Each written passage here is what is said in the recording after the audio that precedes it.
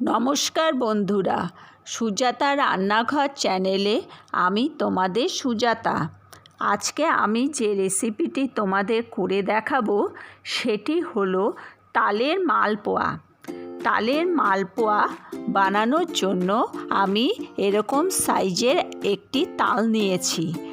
প্রথমে আমি তালটির চোচা ছাড়িয়ে নিচ্ছি, নিয়ে 10 মিনিটের মতো জলে ভিজিয়ে রাখবো। কেননা তালে একটা তেতো ভাব থাকে। জলে ভিজিয়ে তারপর রস বের করলে ওই তেতো ভাবটা আর থাকবে না। সেই জন্য আমি 10 মিনিটের জন্য জলে ভিজিয়ে রাখবো।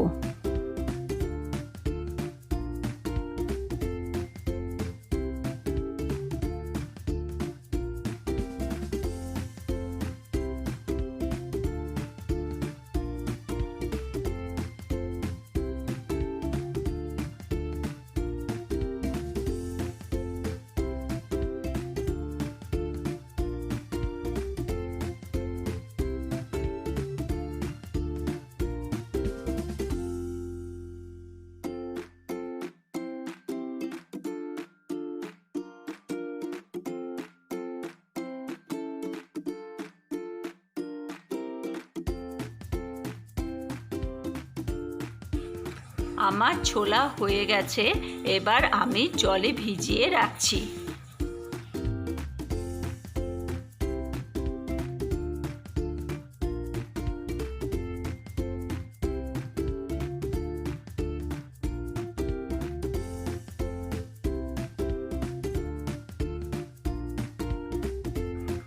আমার 10 মিনিট হয়ে গেছে। এবার আমি এরকম একটি থালা নিয়ে আমি তালের রস বের করে নিচ্ছি। আমি এভাবে ঘষে নিচ্ছি। রসটি একটু পাতলা হবে ঠিকই, কিন্তু তেতো ভাবটা থাকবে না।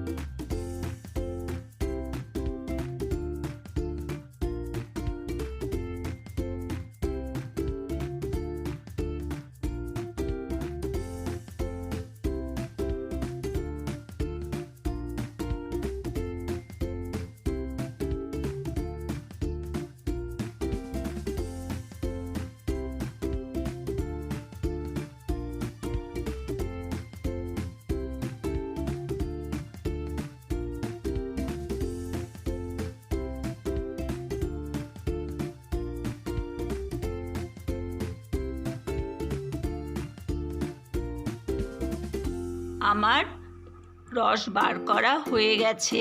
এবার আমি এই রসে 2 কাপ আটা, 1 কাপ দুধ আর পরিমাণ মতো চিনি দিয়ে ভালো করে ফাটিয়ে নেব।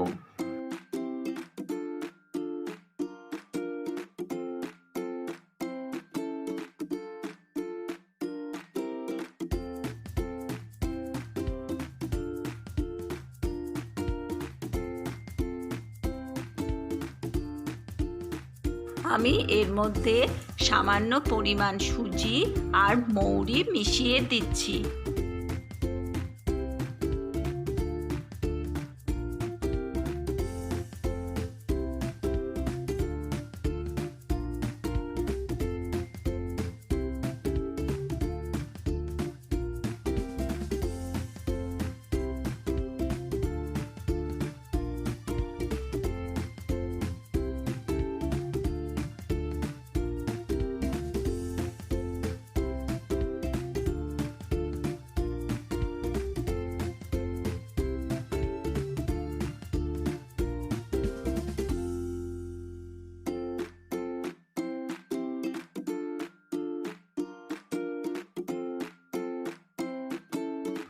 আমার তালের রস সমস্ত উপকরণ দিয়ে ফাটানো হয়ে গেছে।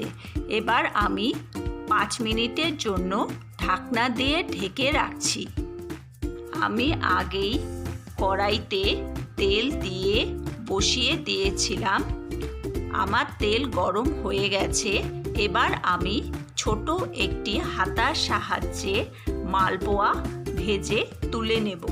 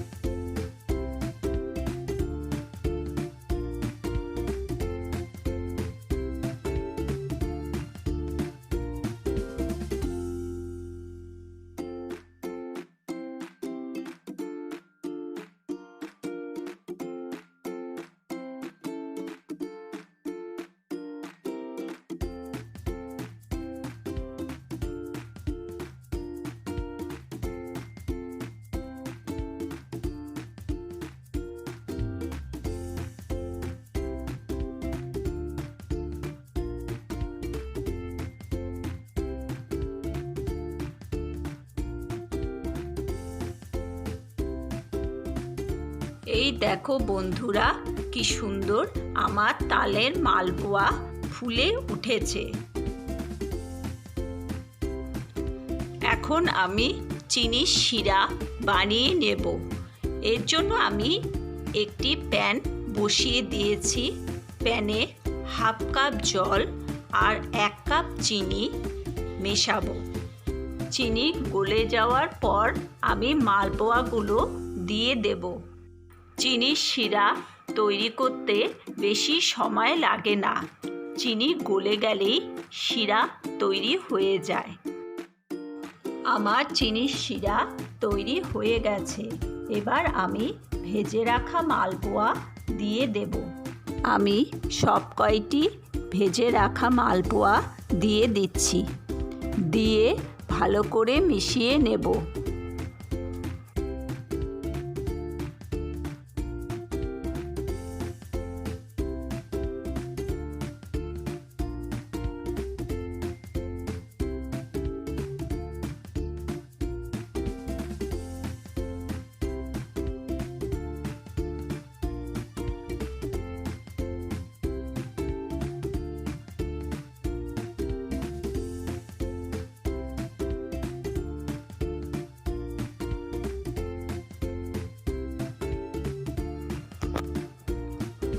আমার তালের মালপোয়া তৈরি হয়ে গেছে।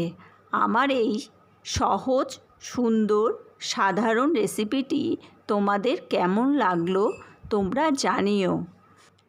এই রেসিপিটি যদি তোমাদের ভালো লেগে থাকে তাহলে একটা লাইক, সাবস্ক্রাইব অ্যান্ড শেয়ার অবশ্যই করো। তোমাদের একটা লাইক আমাকে পরবর্তী নিত্য নতুন রেসিপি বানাতে উৎসাহিত করবে।